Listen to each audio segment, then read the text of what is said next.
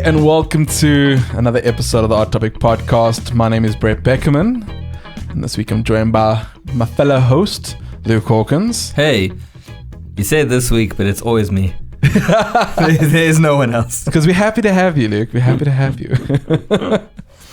This week we are talking about mysterious and strange islands. So the world is a very big, wide place, and other than the mainlands, there are some pretty interesting little islands scattered around the world. Isn't every mainland kind of an island? It's a continent by classification, but yes. It depends. Everything's just floating in a body of water, really. Everything's surrounded by a body of water.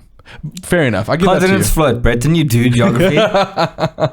Okay, cool, flat earther. So the islands we're going to talk about today are the very kind of specific, small, and really weird or strange in their own cool ways. These are the islands that always pop up on like Discovery Channel or whatever, and kind of bring through some really cool and creepy things. I'm going to cover briefly one and then go more in depth with another.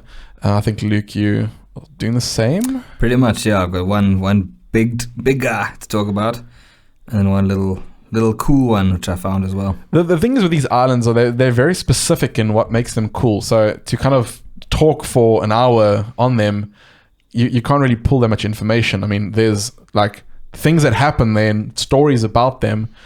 So yeah, we'll kind of bring one or two things into it and go from there. But mine are cool. I loved researching this one. Like, I mean, I've enjoyed the previous ones, but just for some reason, this kind of made me feel like I was on Discovery Channel. Even mine, I've heard of mine before, but only after doing research I actually learned a lot more about it.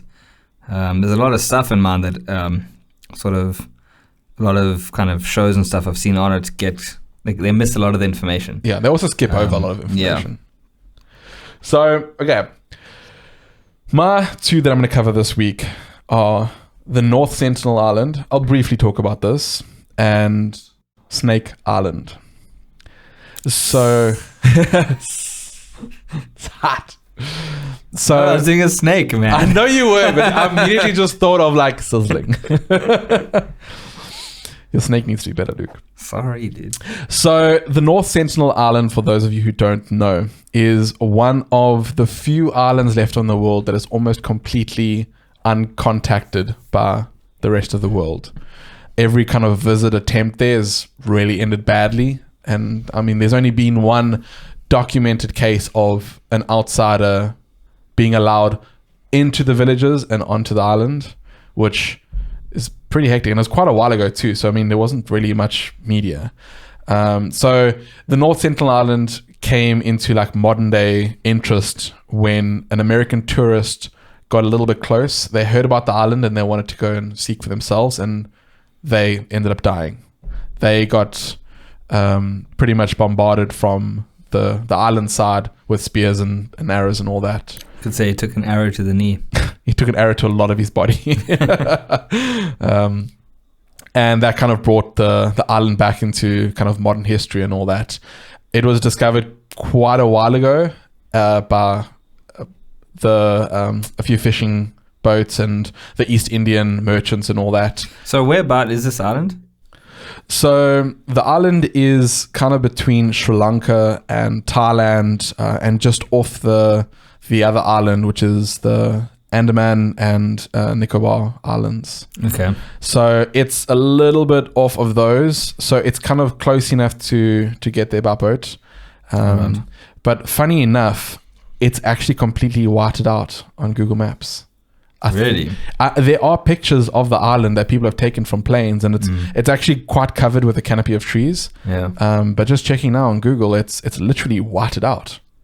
I think for their safety, I'm sure. Yeah. So I have heard of this as well, and I think it is because the tribe still exists. Yeah. They still exist, and they're still thriving. Yeah. But it's just that we don't know much about them. Yeah, and like we're trying to preserve their natural state. Correct, which I think is pretty great. I mean, it's the same for those tribes in like the middle of the Amazon. It's always said that if a massive disease, kind of like what we're going through now, were to spread throughout the world, those tribes are the tribes that will almost carry on and repopulate the earth. It'll almost be the start.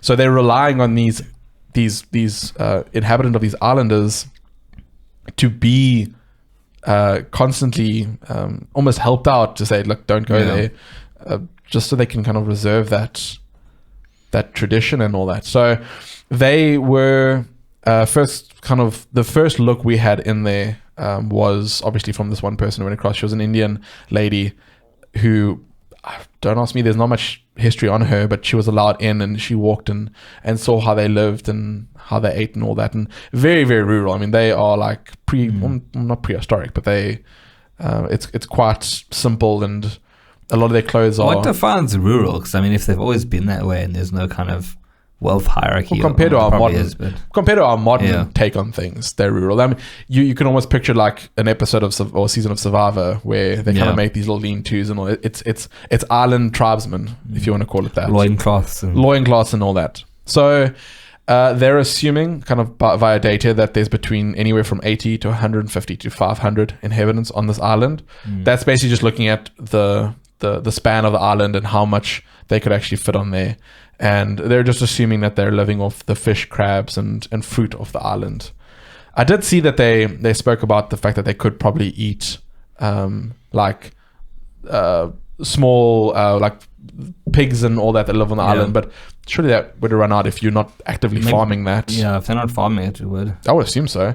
So no one really knows why they don't like the visitors, because it's been their choice to not actively go and seek like outer horizons or let people in, but it all kind of stems from that one Indian merchant ship I spoke about. It was called the Nineveh, which ran aground on the reef, and the members, about 86 of them of the ship, all kind of like waded ashore, and they didn't really go into the trees. They obviously waiting for help and all that, and I think it was about 3 days that they were on the islands. And eventually, like, the locals were like, you know what, we've had enough of this. We don't like you guys here. And they basically, like, bombarded them with weapons. And they kind of all swam back to the ship and kind of stayed on there until they got help. So from that day, there hasn't been any further contact other than this American tourist who tried to get close, which is quite crazy. So I think I've seen a picture or two of, like, a plane flying past or something, and these guys all just have arrows. Yes. That was that American tourist. Oh, okay. They were taking photos and they got close. Yeah, that's why they have those photos. I don't think everyone died on the ship. I think it was just the one person. I don't know if they tried to swim ashore and they basically got kind of bombarded by these guys. And that photo, as well as one photo of that Indian lady, I don't actually think it's a photo. I think it's more of a drawing of what she explained when she went onto the island. But I mean, the island is kind of shrouded in mystery. There's no real information on it other than just assumptions. Yeah. So I wanted to talk about it because I still find it very cool. I mean, it's not often you hear about these tribesmen that are so like clouded in mystery that they won't even venture past the island. What I find even more interesting is if it's an untouched island, I wonder if there are any different species of animal on that island that no one's really gotten a chance to see, or like maybe similar species, but they're slightly different evolutionary traits from being on that island specifically. What's different there to the mainland? Well, in the second island I'm going to speak about, there is a case of that. So, I mean, it's very possible. It's you can almost guarantee that. Yeah. But it's interesting that there's an island out there completely like off the grid compared to OTG. Yeah, they've got no connection to the outside world. So yeah, it's very interesting. So I thought I'd touch on that a little bit and kind of just mention it for those of you who find it interesting. It's the North Sentinel Island. Go take a trip. Go take a plane there. You'll survive. Go for it. Send us the photos. Actually, don't do that. Disclaimer: do not do that. I will put those pictures that Luke spoke about onto our Instagram at the Hot Topic Podcast. So go check that out. It is actually really, really interesting because it's a little bit freaky. I won't lie, looking at those photos, because it's basically like this whole almost crew of these like islanders kind of all standing there looking very, very scary. I wonder if they're cannibals. I doubt it. Are there any cannibal tribes left? I'm sure there are somewhere in the Amazon. That's creepy. I mean, if you think about it, if they were cannibals, there'd be a lot more people trying to escape that island. Yeah. Yeah. So who knows? Let's go with they're not. Well, that lady that went there, she wasn't eaten. So, Yeah. and they don't know why they let her on. Very weird. Yeah, and that was 1967. I wonder if all the inhabitants, if there's enough of a diverse kind of range of genetics there, like if the gene pool is diverse enough. So you're all kind of inbreeding. Totally, it has to. I mean, maybe if they are closer to the 500 population, Yeah. possibly. That's probably all right. But I think if they're down to the 150, they're suspecting 150. That seems to be the number. Don't ask Everyone's me. a cousin of everyone, man. Everyone's related, and they seem to do fine. Well, that we know of. Well, I mean, at what point do we actually know if they're still even there? yeah. I know that people say that they can see lights Yeah. because they've obviously discovered fire and all that. Yeah. So they know that they still exist. I should hope so. 2020. 20 to them, they don't know what 2020 Yeah. means. That's a good point. I wonder what their own belief system is, their own Exactly. cultures. They got no ties to our modern way of thinking. They got no time other than maybe how the Mayans used to do it back in the day. They got nothing. Yeah, like how far are they down the sort of civilization routes? You know, you always play those games like Age of Empires and Yes. stuff. Where you start with the Stone Age, you then go to the Iron Age and all that stuff. I wonder if they're like, well, obviously still in the kind of Stone-ish age, I suppose. Well, they've apparently now they're obviously not mining for the Yeah. iron and that Yeah, like they did, but they pick up debris and all that to make their spears and arrows. So they've gotten to the point of weapons and all that. Yeah, so I mean, they're not a sharpen rock to points and things like that. No, exactly not. And I mean, if you look at them, they're not like super duper prehistoric. I mean, they have evolved along with us. They've just chosen not to. So the next island I want to talk about, now this is the main one that I want to speak about purely because I've heard a lot about it and I've watched a lot of things about it, but I never really delved deeper into the story than what was kind of given to you by guys doing documentaries and all that. And this is Snake Island off the coast of Brazil. I'm especially excited because I've never heard of this island. Have you not? Oh, that makes me... I can only think of, maybe I've seen a documentary of something that David Attenborough narrated. There's a bunch of snakes. Not that island, but I did watch that. That was great. Okay. Yeah. Then I'm going in blind. I don't know. So I first heard about this when I watched a documentary on, which I will kind of cover, but it was the people going onto the island to restore the lighthouse. And I watched that. And then that kind of intrigued me as to why the hell would they even care about them changing the lighthouse, and went into it. So the actual name of this island is Ilha de Guamada Grande. Well done. Thank you. That's probably very, very wrong, and I apologize. But it means slash and burn fire or big burnt island. That sounds horrifying. It sounds terrifying, but when you actually know the reason behind that name, it's not. So it was called that because originally they wanted to use the island for plantations. Okay. So they went on there and they completely burnt everything off the land to try and make it perfect for bananas and that. But tropical things, it just never worked out. So it's more commonly known as Snake Island, and it's, as I said, just off the coast of Brazil in the Atlantic Ocean. It is infested with between 2,000 and 4,000 of the venomous golden lancehead pit viper. Jeez. I mean, I think there's another 2 species other than this on the island. How big is the island if 2,000 is infested? Must be kind of smallish. So they calculate that there is 1 snake per square meter. Oh, shit. The reason why they bring up the golden lancehead viper is because it's one of the most venomous snakes in the world. And it only can be found on this island. So early on we spoke about the endangered animals and maybe animals that would be different on the Sentinel Island. So the golden lancehead viper. So lancehead vipers exist on the Brazilian mainland. The lancehead viper evolved differently because of its prey. I mean, if you think about an island blocked off from mainland, there are no other predators.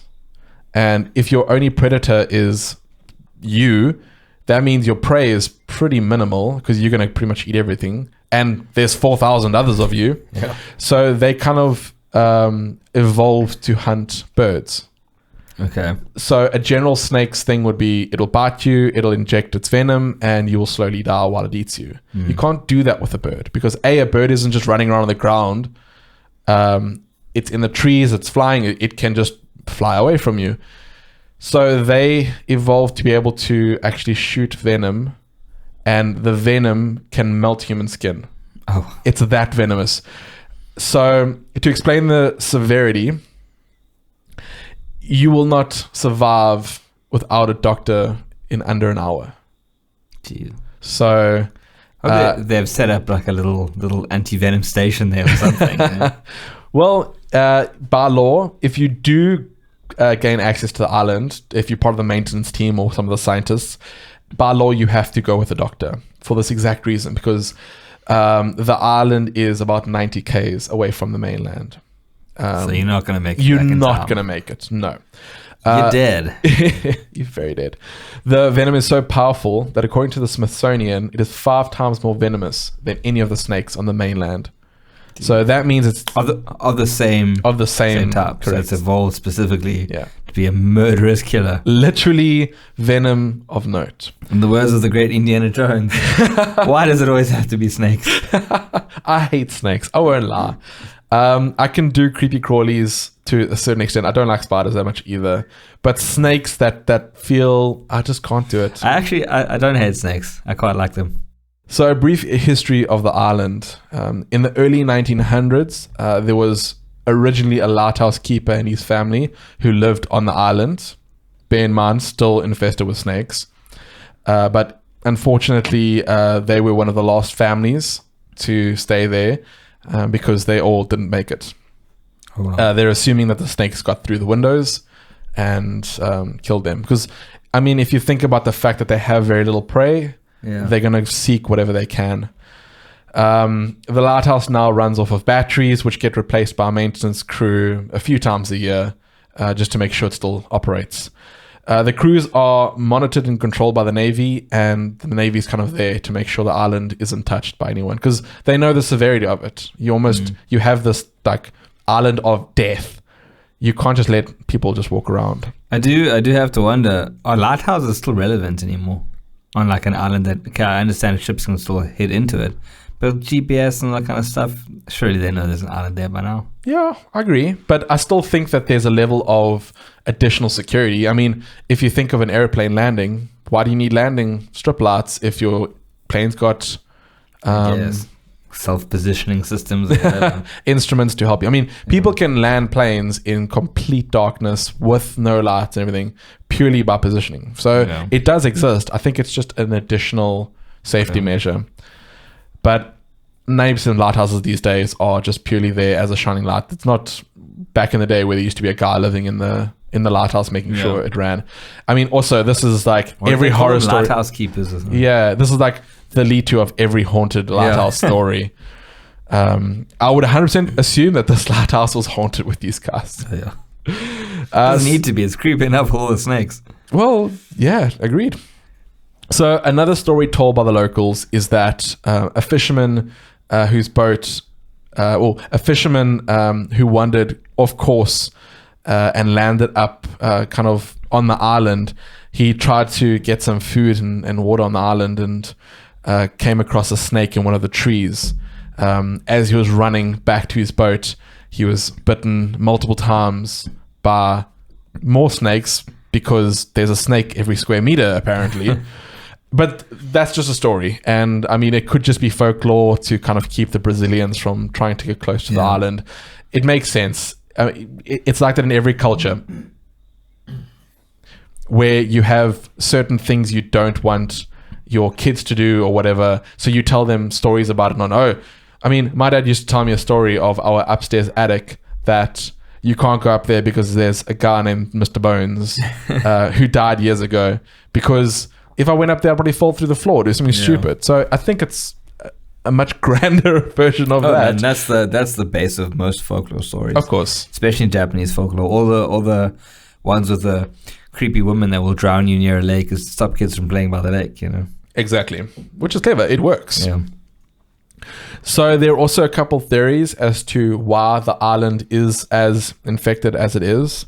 So according to the locals, the island was once used by pirates to store treasure. And they brought in the snakes to protect the island and make sure that no one actually got through to where their treasure is. This is a horrible plan because what about them? Your safety measure or precaution is pretty much out to get you as well. So I don't really believe that much, but it's definitely the more fun version. Why did pirates even bury treasure in the first place? Because ships sink. But like, I suppose there's no pirate bank here. Yeah. Well, they steal from the banks.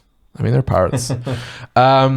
But in reality, according to actual scientists and people who studied around that area, the island became infested quite some time ago. And since the island was originally connected to the mainland, it was just almost like a peninsula.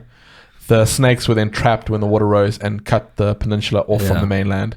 And because the snakes had no predators, they just took over. So it wasn't one of those stories where, like, I know there's that one island as well where people introduced, I think, rats to control some kind of bug population and cats to control the rats, and the cats went out of control. Correct.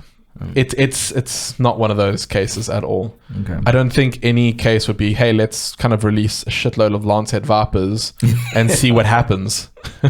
Good point. A couple of years down the line, there's 4,000 of them and you're pretty screwed. I mean, if you need a snake to eat a uncontrollable rat population, I don't think you can introduce the vipers. Exactly. So now the island is completely off bounds and is like literally outlawed. It is against the law for anyone to go ashore or even close to the island, since the Navy does guard it. But the government does allow scientists to go ashore about once a year, and they do studies on the snakes and just make sure that you guys better not be evolving. Yeah, stay. They also make sure, because these snakes, because it is okay, cool, there's a lot of them in a small area, but that number is actually pretty small in comparison to, I mean, their siblings or whatever. So they are endangered, actually critically endangered.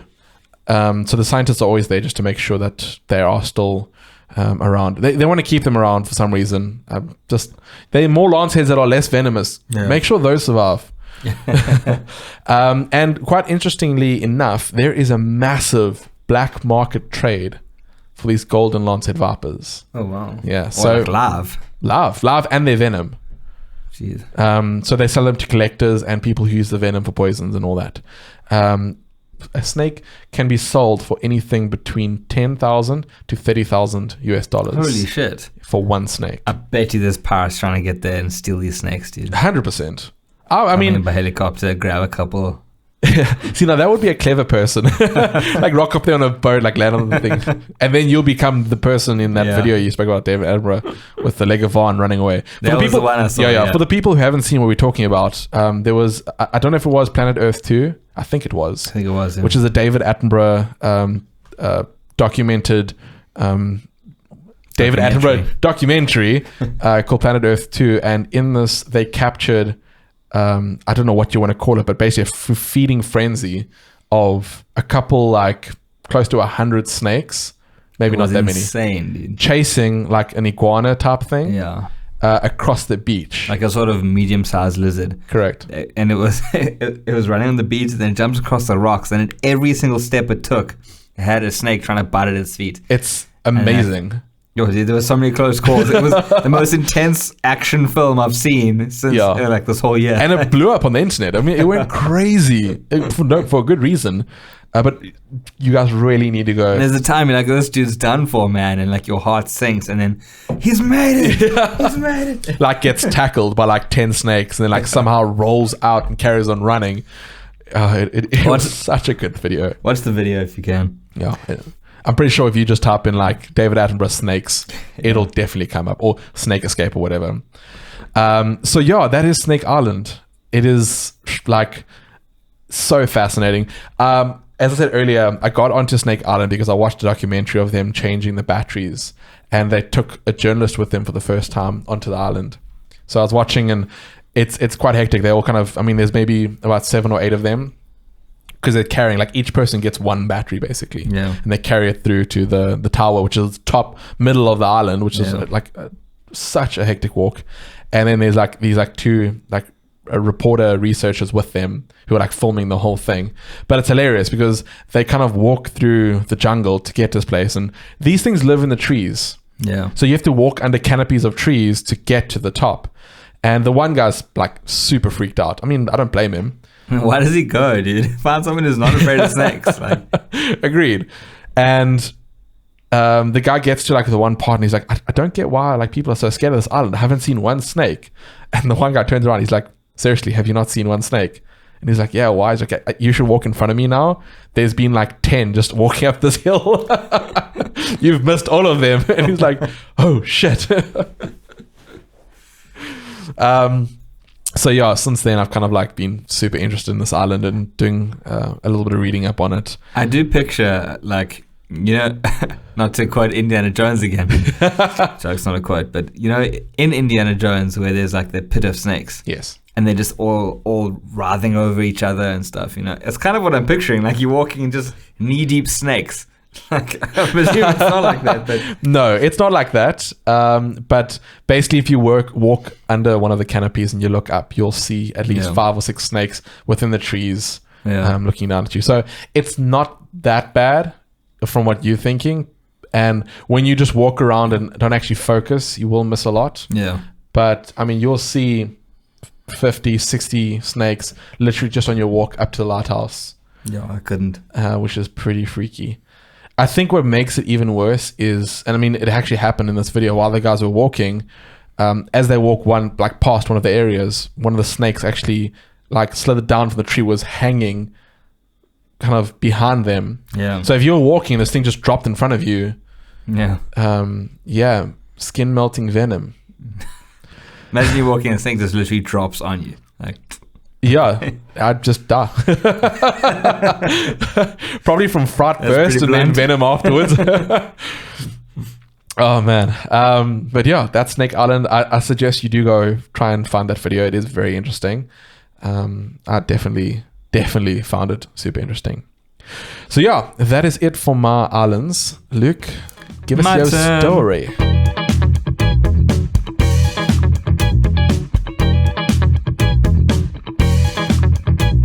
Alright, so for my island, one of my 2 islands, there's a bit of a tale involved.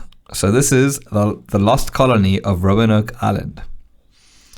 So, Roanoke Island was a small island located on the outer banks of North Carolina, in the US, obviously.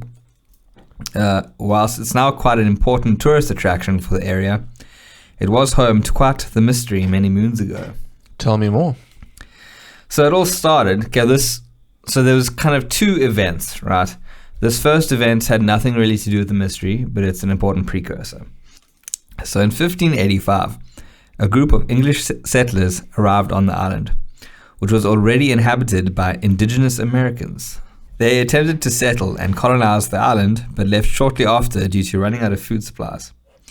Now this first group actually launched an unprovoked attack on the native tribe, the Sentinel tribe, killing the chieftain, which caused a bit of animosity between the natives and the settlers.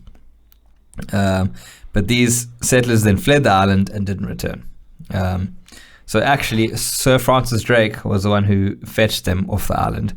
He is a really famous I've heard that pirate. name before. So the Uncharted video games, yes. What about Sir Francis Drake? Okay, there we go. That's it. And I'm actually related to Sir Francis Drake. What? Just putting it out there. Look it up. Actually, like I am. There was a famous sailor / captain, Sir Hawkins. Okay, did we not speak about this at some point? We might have. I think in our Hidden Treasures. It's very possible. Yeah. It's very possible. But in case we didn't. Tell me more. So, Sir Hawkins, and then I think it was either his sister or his auntie or someone was married into the family of Sir Francis Drake. And so that's where the kind of connection comes somewhere down the line. Yeah. Obviously, years and years ago. A little branch of that is a little leaky in the bottom. But I'm claiming it because it's pretty cool. So It's heritage, man. I'm Sir Francis Drake's son in some weird way. His blood runs through my blood. Anyway, so then now our story properly unfolds now in August 1587, 2 years later. The English attempted to settle on the island again, this time led by John White, who ends up being the governor of this colony. They were greeted with hostility from the Sentinel tribe because of the previous guy's little scuffle, shall we say. But no attacks were launched between the settlers and the tribe. They kind of kept their distance, but there was no friendliness between them. Another nearby tribe, known as the Croatoan tribe, who were part of the same group of natives, but mainly resided on a small island south of Roanoke Island, remained friendly with the new settlers. Later in the year, so a few months after the settlers, settled, John White set sail from the island back to his English motherland in order to gather more supplies for the colony.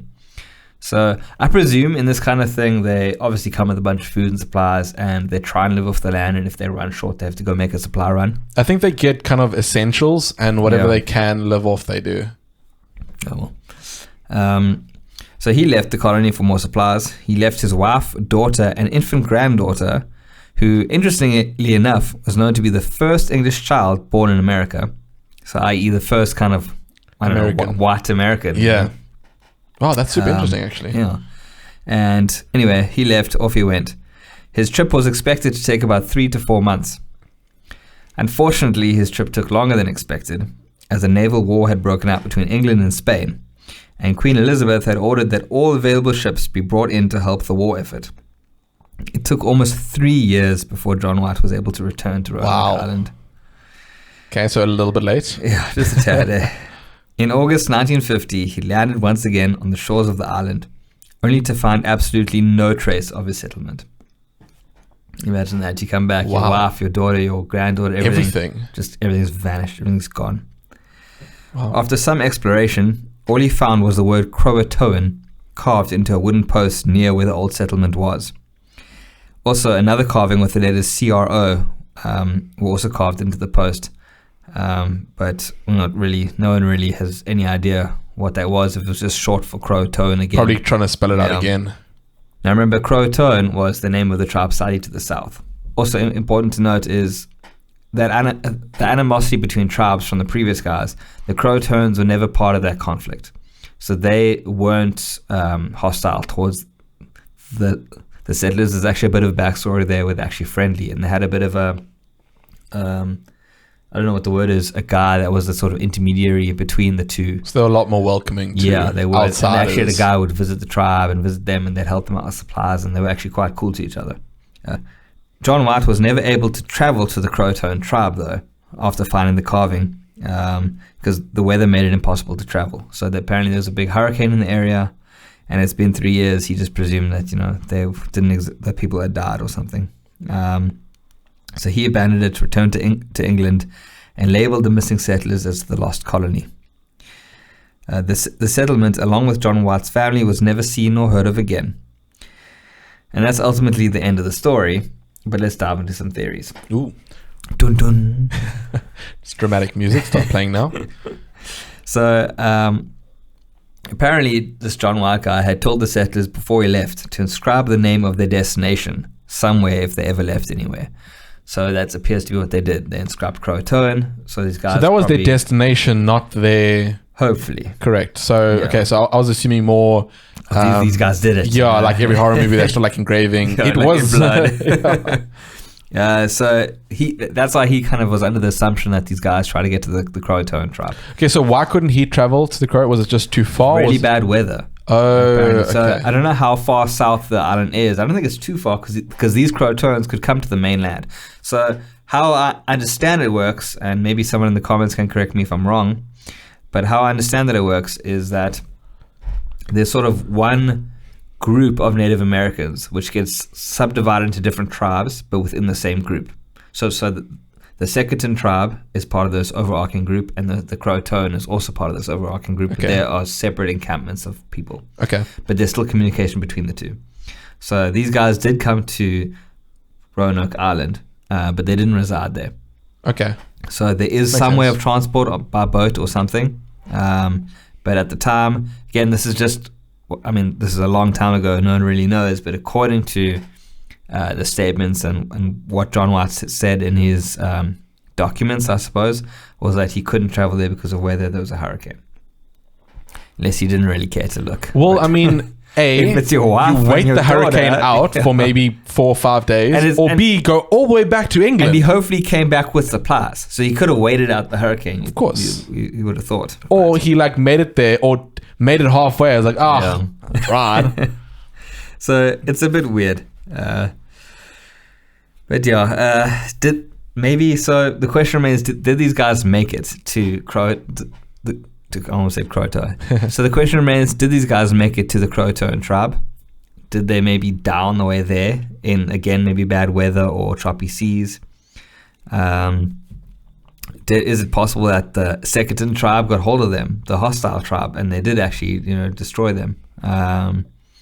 Or another theory is that Spaniards came to the island and did the same thing because it was kind of the middle of a kind of war.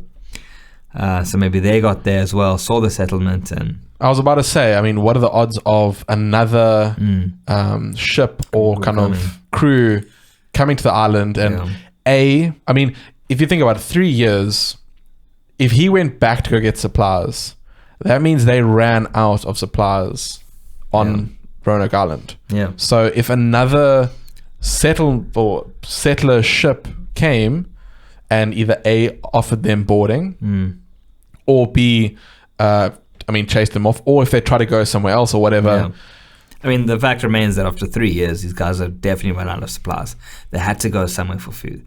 So did they try and go to the Secretan tribe, who hated them, and maybe they tried to kill them? Did they try to go to the friendly Croatoans and didn't make it in time? Or did they make it in time and they assimilated into the tribe? Maybe they just kind of became part of the tribe. To me, that sounds plausible. It is plausible. Yeah.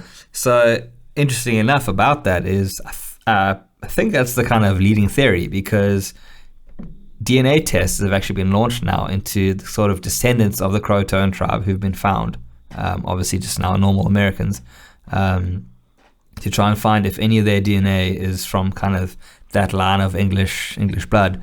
But so far inconclusive. I think it's been a bit too long to really be able to tell. It's a little bit washed out now.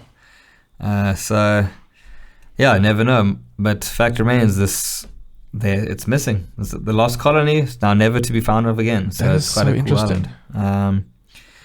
But yeah, it's a pretty cool island. It's a nice. I've never heard about touristy this island or anything like that. So this is actually super interesting.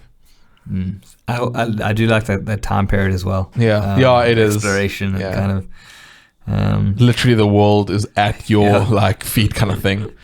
So exactly, I don't know if you did say that, sorry if you did, but exactly where is this island in conjunction to mainland America now? So it's just off North Carolina. Okay. So there's an island just off there. And apparently they say that because of this journey, because John White obviously left and he had information of the area. So they say because of this journey, they then knew to not go there in the next sort of trip. And that's when they landed on proper mainland America. And that's when they kind of started colonizing America. Okay. So it was actually before that whole trip, which is why the granddaughter born there on Roanoke Island is technically the first, Correct. not it Native is American still born there. Yeah. Are there any inhabitants of the island now? Yes. Well, now it's a tourist attraction. Fair enough. It's a lot of historical structures. There's an old fort there. There's apparently a really cool outdoor theater there, which is quite famous. Yeah, I think it's actually really close to the mainland. So it's quite a place to be by the sounds of it. You'd think that people like searching in that area were like, well, there's a bigger one. Let's go there. So it's a very mainstream, normal kind of island now. There's nothing mysterious about it anymore. It's got roads, it's got houses, it's got that sort of thing. But back then, it had quite a cool history. And then, well, searching now, sorry to kind of half interrupt you there. It is super close to mainland. Yeah. Like, it's not like they're not even attempting to be far out. Well, they can't move the island, damn it. No, but I mean, if you say that they went on another exploration and landed on mainland America, Yeah. or a mainland North America, I mean, there's a road there. Yeah. I don't know if they knew of mainland America's existence, but they wanted to try settle on the island first. Okay, I will say, I mean, especially that section. Also, don't forget on the map, it maybe looks super close, but if they're on the island, you probably still can't see America. True, I'll give you that. But there are a lot of like broken land segments, so many islands around there, Yeah. and they've kind of just made bridges and highways between them all. But they kind of all do look like little islands. I mean, it doesn't look like one giant landmass. It kind of looks... Yeah. It's like the equivalent of like settling on Robben Island when Cape Town's right there. Exactly, yeah. So it's a bit strange. And then on to the second island, which is a bit of a throwback to last week's episode, which is Creepy Doles.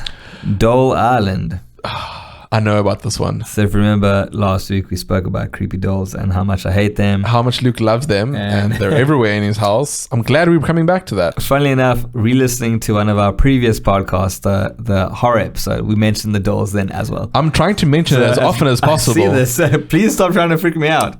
This makes me happy, Luke. So this is a bit of a short one, a bit of a creepy one. So there's this island known as Dole Island, which is on a lake in the difficult to pronounce name Xochimilco channels, close to Mexico City.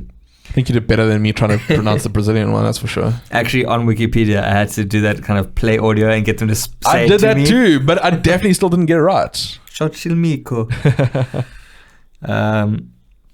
So yeah, it's a small island on a lake, which used to be owned by a guy named Don Julian Santana. Now, according to legend, emphasis legend, a young girl got entangled in lilies in the surrounding area, and her body washed up on the banks near the island. Don Julian, ever since that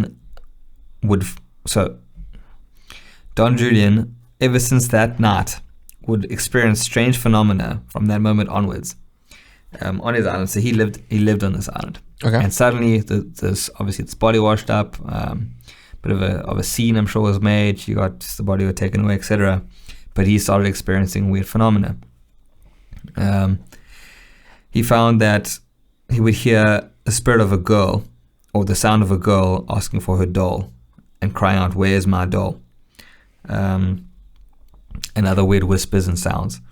So in an attempt to stop it, he searched his island and he found an old doll that had been washed up on the shore. So he hung it up on a tree as an attempt to kind of appease the spirit and make her happy. But apparently it didn't help. He would still hear the voices and the cries out for the doll. And so he spent the next 50 years of his life finding every doll he can in the nearby area, washed up in the trash, anything, and hung them in the trees and basically scattered the island full of dolls. I'm looking at pictures now. It's creepy. Intense. And obviously age has done bad things to these dolls, so they're all kind of messed up and dirty. Dolls don't age well. No, it's very, very, very I mean, creepy. here's one. It's just a doll head. For you guys' entertainment, we'll put these up on the Instagram too. But I mean, it's just a doll's head, like stuck to one of the little stick branches. It's like what your enemies do to Yes. and they decapitate, put your head on a pike, It's exactly that. So it's really weird. Wait, So he did this for 50 years, man. It shows. There's a lot. I mean, he has one of a Barbie riding another one. It's so crazy. And so then 50 years, wow. So he eventually died on the island where he lived, and his body was found. And they say it was found in the same place where the little girl's body was found. Okay, but now, Yeah. I wonder, did he just kind of give up and say, I can't please you, I'm sorry? It was 50 years, probably old, dude. Probably. It's half schizophrenic. And this was in 2001, so not too long ago. Well, I suppose 19 years ago. Yeah, I mean, you can see most of these dolls were produced recently. I mean, there's no Annabelles here. It's just creepy. It's just creepy. And it's purely for the fact of, you don't want to see dolls hanging in trees, especially it's just like their limbs. And I think it's become quite a tourist attraction now, though. It has, and I think visit the island of dolls. From what I've heard, people come and add their own to it as well. Yeah. So it's just one of those things. It's now become, I suppose, a part of Mexico's heritage. or culture or something, or just a really cool vibe they got going. Yeah.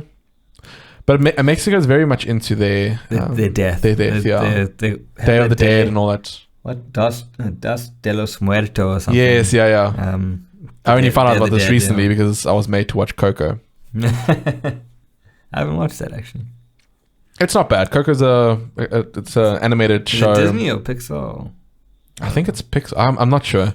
But yeah, animated show of a Mexican kid who wants to be a musician, and his parents told him no, he's forbidden from playing music, and somehow he lands up in the land of the dead, and everyone's just super duper like playing music and happy. It's not a dark show in any case. They celebrate death in positive light. Correct. They have a day of the year where, as far as I understand, I could be wrong, in their culture, it is the day where the dead come back to celebrate with them. To party. Correct. To party, yeah.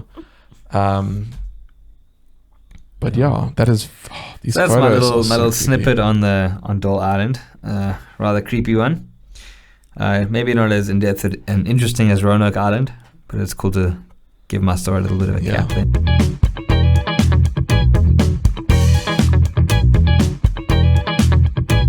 So I said earlier, like there's islands out there. I mean, they can't justify a full half an hour. I can think of a few already that we haven't even covered yet. There's one which I actually thought was part of North Sentinel Island. Maybe it's not, where it was like some English prince or something. He ended up going out and exploring this island, and he vanished, and he was never seen since. And there's been like satellite images of basically this whole all these. I'm talking about like proper cannibalistic tribe, and there's one white guy on this boat with them busy canoeing, and there's one white guy with them busy canoeing and stuff. It was quite crazy. They were never sure if it was him or not. It was like a satellite image, but I think this definitely okay. Well, if not, if maybe a Strange Islands Part 2, or just a tribe like cannibalistic tribes that's a cool episode. Definitely up for that. I love those. Those are super interesting. I know that there was that one. There's always that famous picture of a plane flying over. They were trying to fly low over an Amazonian tribe to see more, and basically just got pelted with arrows. So they quickly had to make a getaway, and they landed, and it was like ridiculous on how many arrows. And they're like, well, we're not returning back to that place. So you are not welcome. Yeah, definitely a lot of kind of other interesting places on this world. If you think I put more in depth into these islands, on their history, and I mean specifically like North Sentinel, where you kind of just wonder everything that we've learned over time and through the generations, it's because of information being passed down.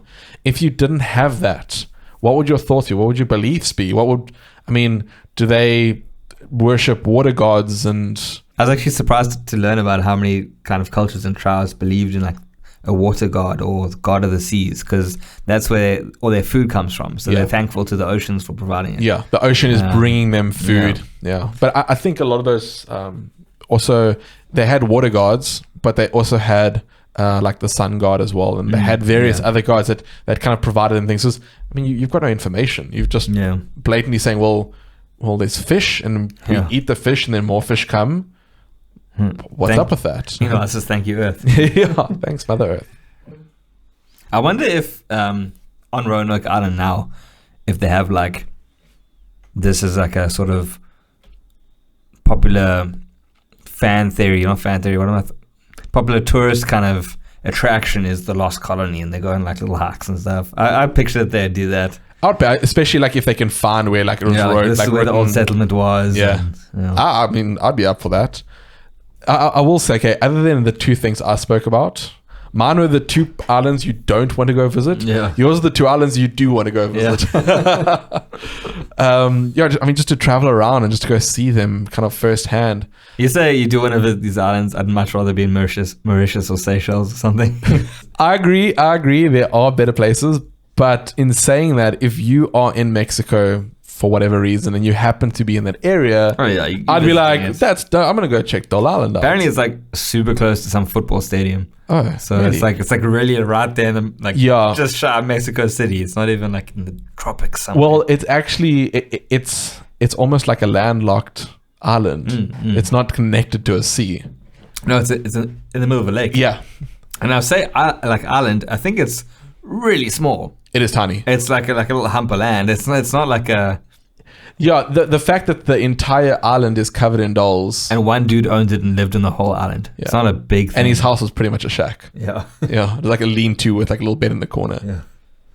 It's like one of those things you probably like see on YouTube and stuff. Oh, this place looks so creepy. You go there, you're very disappointed. Like one side of the river, super creepy. Other side of the river, like fun park, soccer stadium. Yeah. So yeah, that is our take on the cool little mysterious, strange islands of the world. Definitely more of them, that's for sure. But I think these are the few that stood out, especially to me, and I know you too.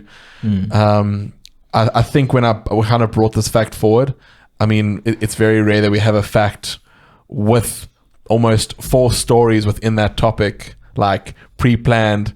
I mean, I brought 4 forward, and you kind of still came up with more. My own ones, yeah. Yeah. So it kind of just shows how much weird, interesting stuff there is out there, and it makes me excited because it means that we get to cover them at a later stage. Yeah. So thanks so much for listening. We had an absolute blast, as we usually do.